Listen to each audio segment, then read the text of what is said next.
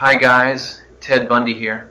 Welcome to another episode of Evil Speaks. I was thinking that I've been speaking a lot about my own deeds lately, and while I enjoy nothing more than talking about myself, it might be interesting if we discuss a totally different case.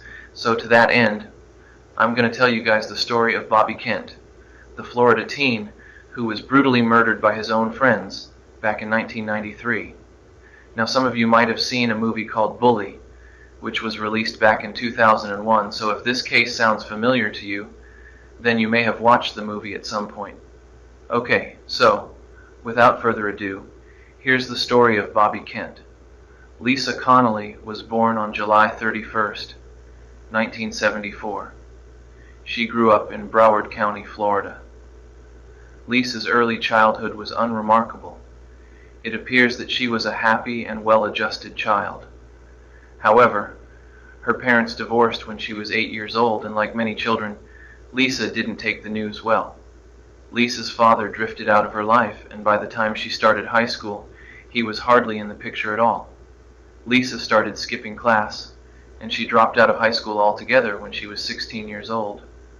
After leaving school, she put on considerable weight, something that she was very self-conscious about. Lisa thought that her weight would make it more difficult for her to find a boyfriend, but fate had different ideas. One day, Lisa and her friend, Allie Willis, were driving around in Ali's car. It was a beautiful day, and the two friends were enjoying the sun while also keeping an eye out for any boys. When the pair went into a grocery store to get some water, they found exactly what they were after. They noticed two very handsome young men working behind the deli counter. The two boys were very muscular. It was clear that they both worked out a lot. Lisa was inexperienced when it came to interacting with the opposite sex, so she gladly let Allie strike up a conversation with the two boys. While Allie flirted with the bigger of the two, Lisa was mesmerized by his friend. She worked up the courage to say hello. The boy said that his name was Marty Puccio. He was 20 years old and he was into surfing. A customer then came up to the counter, and it was at this point that the bigger boy shoved Marty out of his way and said something to the effect of, "Tell the bitches to meet us at the beach later." Marty did as he was told. Lisa was gobsmacked. She liked Marty, but his friend didn't seem like a nice guy at all. The other boy was Bobby Kent. He was the son of Iranian immigrants and had attended Broward High School along with Marty Puccio. Unlike Marty, though, Bobby had graduated and received his diploma. Bobby and Marty were inseparable. They were both bodybuilding fanatics and went to the gym just about every day. Both boys were also habitual users of steroids. To an outside observer, it probably appeared as if the two boys were just really good friends. But there was a darker side to their friendship. Bobby often verbally and physically assaulted Marty. Marty often had to explain bruises to his parents. He would usually tell them that he'd hurt himself surfing, when in actual fact Marty's fists were to blame. When he was around 18 years old, Marty moved to New York State to get away from Bobby for a while. Upon his return, Bobby was only more violent towards him. It should be pointed out that Marty Puccio wasn't exactly an angel himself. Another employee at the grocery store where he and Bobby worked was mentally challenged. Marty and Bobby both knew what hours the man worked and would often ambush him as he walked home. They would take turns throwing a football at the man's head, seeing who could hit the poor fellow hard enough for him to fall over. So yeah, Marty Puccio was a bully too when he wanted to be. It's possible, though, that Marty's nefarious behavior was brought on by his friendship with Bobby and not something that was reflective of the boy's true nature. Let me explain. Bobby and Marty once commissioned their own pornographic tape. They approached a gay acquaintance they knew from the gym and videotaped him performing a sex act on himself. Bobby was convinced that the poor taste, poorly produced video would make the pair a fortune. Naturally, they didn't make a penny. Bobby and Marty approached their acquaintance again and told him that they wanted to make another video, but this time they would put in more effort. The man declined the boy's offer the second time around, and Bobby responded by punching the man as hard as he could in the stomach. The man doubled over in agony. Marty, presumably feeling sorry for him as he knew from experience what it was like to be punched by Bobby, helped the man to his feet. However, when Marty saw the disapproving glare in Bobby's eyes, he too punched the man just as Bobby had done. So it appears to be the case that Bobby really brought out the worst in Marty. Following their first date at the beach in the spring of 1992, Marty Puccio and Lisa Connolly entered into a loving relationship. It appeared that Lisa had found the man of her dreams. The same could not be said, though, for her best friend, Allie Willis. Bobby Kent and Allie would only date for a few weeks, but during that time, Bobby physically assaulted Allie on several occasions. Allie was a pretty young woman, and she worked on occasion as an escort. She sometimes made as much as $1,000 per week, selling her body to wealthy, older men. Bobby never missed an opportunity to mock and belittle Allie for how she made money. When Lisa informed Marty that his friend had been physically and emotionally abusive towards her friend, Marty confided that Bobby had been bullying him ever since they were little kids. He would beat him without provocation, and often belittled and mocked him for being a high school dropout. Lisa soon started fantasizing about a life without Bobby Kent. She wanted Marty all to herself. To her, it seemed that Marty and Bobby were polar opposites. Whereas Marty was loving and kind, Bobby was a violent thug who was only happy when he was tormenting others. When Lisa Connolly discovered that she was pregnant with Marty's baby, she asked her 19-year-old cousin, Derek Zverko, to drive her over to his place so she could break the news. Derek agreed. Lisa had asked Derek to come with her, as she knew that in all probability Bobby would be there too. She was right.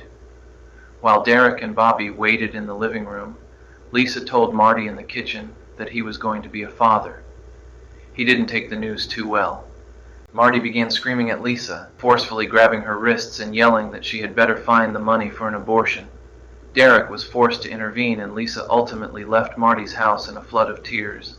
As she walked away, Bobby Kent laughed and said something to the effect of, "That whale is going to be even fatter now." When Derek dropped Lisa off at her house, he tried telling her that Marty Puccio was no good for her. The guy was clearly a deadbeat, and his friend Bobby seemed like a complete jerk. Lisa was adamant, though, that Marty was the love of her life, and any nefarious behavior on his part was Bobby Kent's fault. When Lisa and Marty met up the next day, Marty had calmed down for the most part. Lisa reassured him that he would make a great father, and that they should both be excited for the next chapter of their lives together. There was just one problem: Bobby Kent. Lisa wasn't willing to bring a child into the world, while Bobby Kent was still a part of her life. For once, Marty Puccio agreed. His relationship with Lisa had forced him to take stock of his friendship with Bobby, and if it was a choice between unconditional love with Lisa or physical and emotional torture with Bobby, then there was only one choice he was going to make. Marty knew from experience that escaping Bobby Kent wasn't so simple. When Lisa suggested that they run away and start their lives over, Marty scoffed at the idea.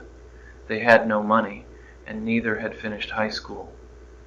If they couldn't run away from Bobby Kent, then as far as Lisa was concerned, there was only one alternative: Bobby Kent would have to die. A few days later, Lisa called up her best friend, Allie Willis. Allie was living in Palm Bay at this time. Lisa claimed that Bobby Kent was threatening to murder both Allie and her baby if she didn't have sex with him again. While Bobby Kent was guilty of countless moral shortcomings, this was probably a lie on Lisa's part. More than likely, she was trying to coax Allie into taking part in her murder plot, but as Lisa was about to find out, Allie didn't need any incentive to help murder Bobby. She had enough reasons of her own. One night, Allie made her way to Lisa's house to discuss the details of the plan to kill Bobby Kent. She brought along two others: her new boyfriend, a 17-year-old boy named Donnie Semenek, and an 18-year-old girl named Heather Swallers. Neither Donnie nor Heather had ever even met Bobby Kent, but that night they made a pact that he would die at their hands. The gang went out for pizza, where they continued their deliberations. When they returned to Lisa's bedroom, they still didn't have any idea how they were going to kill Bobby Kent. Then Lisa had a eureka moment. She remembered that her mother owned a gun, one that was stashed away and never used. Lisa said her mother would never know if it went missing for a few hours. The gang could use it to kill Bobby, after luring him to a secluded area, and then return it. And with that, Bobby Kent was doomed. or so it seemed. On the night of July 13th, 1993, Marty Puccio called up his supposed best friend and told him that Allie Willis had been asking about him. Bobby sounded surprised. Why did a girl whom he had beaten want to make out with him? Perhaps it was Bobby's own narcissism and sense of superiority that quelled any suspicions he may have been having. Bobby readily agreed to go to a construction site with Marty, Lisa, and Allie. Heather and Donnie stayed away to avoid arousing suspicion, as Bobby didn't know them. The plan was for Lisa to shoot Bobby while he was having sex with Allie, but in the end, Lisa lost her nerve. The next day, the conspirators met up to discuss what had gone wrong. Lisa claimed that just when she was about to fire the gun, she worried that the police would be able to trace the bullets back to her mom.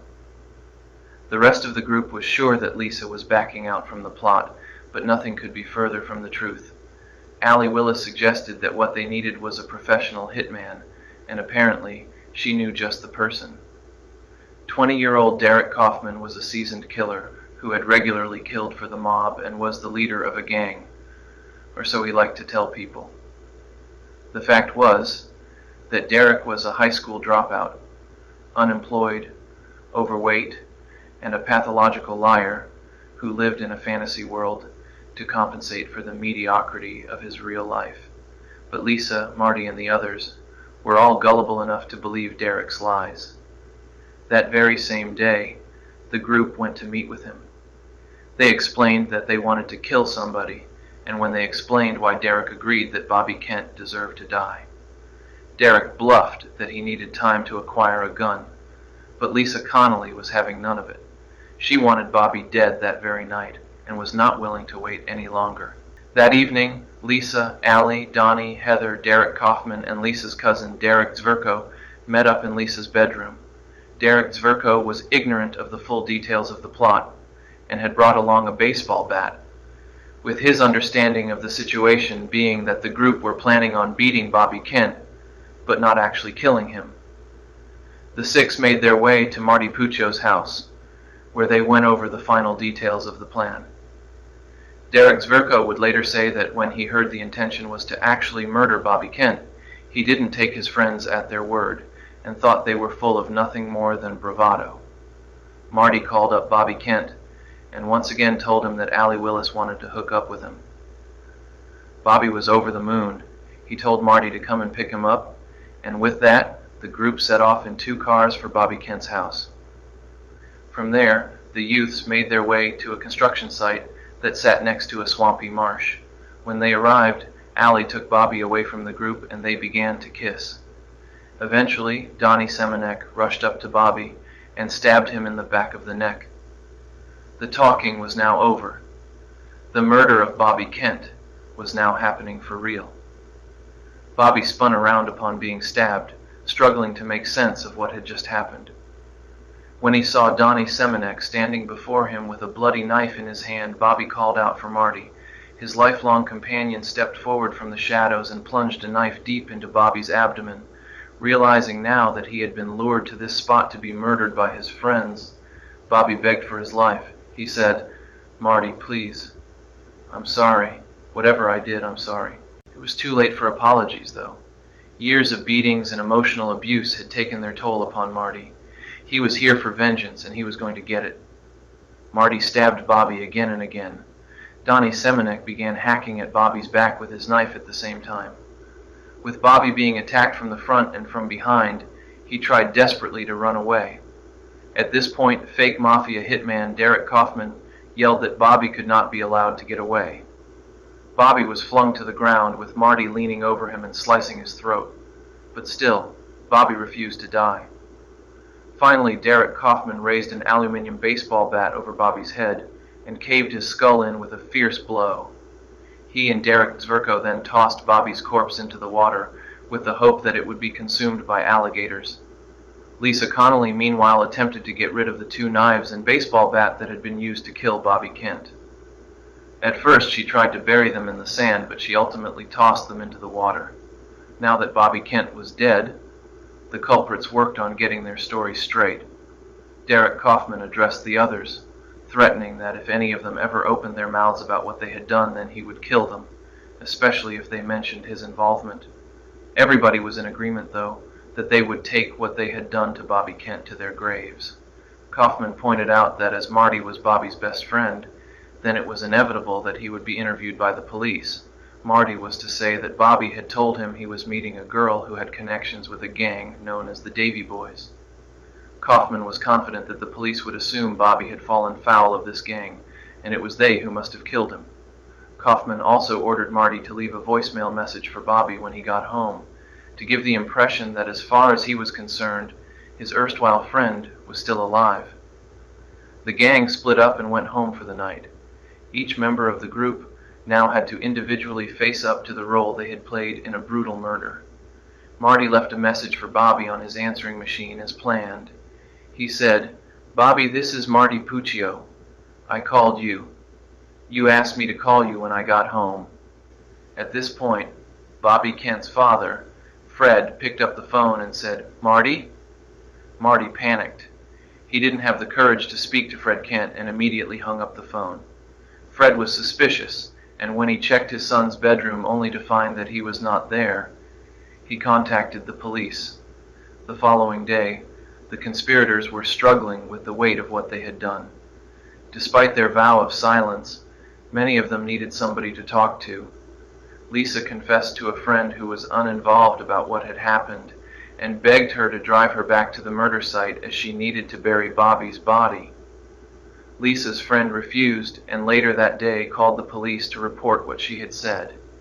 When the police called Lisa in to ask her if she had really seen Bobby Kent being murdered, Lisa claimed that she had simply been playing a prank on her friend and that she had no idea at all where Bobby was. With no evidence to hold her, Lisa was released. She immediately called Marty and warned him that the cops would be coming to interview him next. Marty was adamant under questioning that Bobby had gone to meet a girl who was associated with a gang known as the Davy Boys. Police had no way of proving that Marty was lying, not until Derek Zverko finally broke under the weight of his own guilt and handed himself in to the authorities. He confessed to everything and led the police to Bobby Kent's decomposing body 5 days after he and Derek Kaufman dumped it in the water. An autopsy of Bobby Kent's body correlated with Derek Zverko's version of events, from the wound in Bobby's neck that had been inflicted with a knife to his fractured skull that was a result of a blow with a baseball bat. At trial, most of the 7 defendants tried to argue that they had been caught up in something beyond their control and never would have been there on that fateful night if they had known Bobby Kent was going to be murdered. Marty Puccio's lawyer argued that his client was akin to a battered wife who had finally snapped. Years of torment had taken their toll, and he could not be held accountable for his actions. The jury disagreed and sentenced him to death. In 1997, his death sentence was reduced to life without the possibility of parole for 25 years. Lisa Connolly was the main architect of Bobby Kent's demise. She did all of the groundwork, even if she neglected to get her hands dirty. Despite initially being handed a life sentence, she would serve just 9 years and was released in 2004. Donald Semenek only met Bobby Kent on the night of the murder. He dealt the first blow when he stabbed Bobby in the neck and was an active participant throughout the attack. He was handed a life sentence and remains in prison to this day. Derek Kaufman also remains behind bars with little chance that he will ever be released. Allie Willis was released in 2001, having served just 6 years of a 40-year sentence. Heather Swallers served 3 years of a 7-year sentence for second-degree murder. Derek Zverko's assistance was crucial to cracking the case. He was sentenced to 11 years, but was released in 1999, having served just 4 years. Okay, so that's the story of Bobby Kent. I think I was fascinated by this case because it's so different to my own activities. While I always killed alone and my victims were strangers to me, these teens killed in a pack, and their victim was only too well known to them, at least from Marty, Lisa, and Ali's point of view. I also suspect that not one of these individuals would have been able to commit murder, if not part of a group. There was a real pack mentality when they killed Bobby Kent. And you can see in the days after the murder, when each member of the group has to face up to what they have done as an individual, that they totally fall apart and crumble. Anyway, Let me know what you think in the comments section. And if you like this video, there's an Irish guy out there who would really appreciate if you subscribe to the channel. Until next time.